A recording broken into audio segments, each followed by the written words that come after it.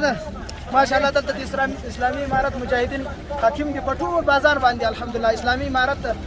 دلته دي د ملکی کسان هیڅ تشویش نه کوي موږ ان شاء الله د دې مال دي ځان دي ټولو حفاظت کوو ان شاء الله خدای کوي یو څوک په تشویش کې نه کیږي په داخل کې صرافۍ په څه حالات کې دي ملا صاحب ډیر خوندور دي الحمدلله خاورې د ترتیبات نیول شوي دي صرافیان نور دکانونه شرکتونه څوک چور نه نه نه ان شاء الله د ټول کار امنیت مجاهدینو نیولای د ټول خلک دي مطمئن اوسئ ان شاء الله موږ د ټول شانو که خدای کول ضامن یو که د الله رضا وکړو ان شاء الله پر امنیت ساتو که د الله رضا سره باندې بیغمه اوسئ دکانداران ټول بیغمه اوسئ خیر اوسئ او والي صاحب څه سلام والي صاحب دی غزني چیرې ده چیرې ولاړه چیرې ده دلیه ده بس راځي ان شاء الله کې